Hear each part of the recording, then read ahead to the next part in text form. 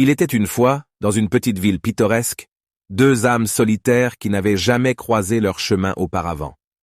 Alice, une jeune artiste passionnée par la peinture, et Thomas, un écrivain introverti en quête d'inspiration, menaient des vies tranquilles et ordinaires.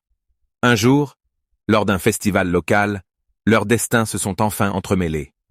Alice avait décidé de partager son travail artistique en exposant quelques-unes de ses plus belles toiles, tandis que Thomas, en manque d'inspiration, cherchait désespérément un moyen de renouveler sa créativité.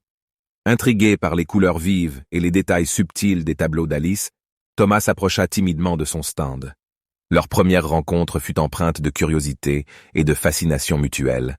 Ils se lièrent instantanément par une connexion invisible, comme si leurs âmes s'étaient reconnues avant même que leurs yeux ne se rencontrent. Au fil des semaines, Alice et Thomas commencèrent à se fréquenter régulièrement. Ils partageaient leurs rêves, leurs peurs et leurs passions les plus profondes.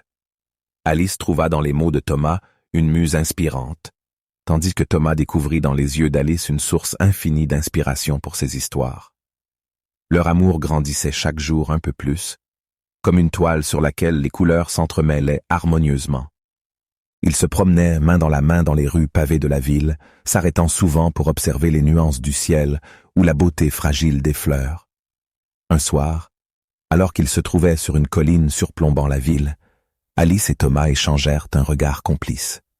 Le soleil couchant enveloppait leur amour naissant d'une aura dorée. Thomas sortit de sa poche un carnet et, avec des mots choisis avec soin, déclara à Alice tout l'amour qu'il ressentait pour elle. Alice, émue aux larmes, lui répondit par un baiser passionné. Leur histoire d'amour devint légendaire dans la petite ville. Les habitants furent inspirés par leur amour pur et vibrant. Les tableaux d'Alice se vendirent comme des petits pains et les écrits de Thomas furent publiés avec succès.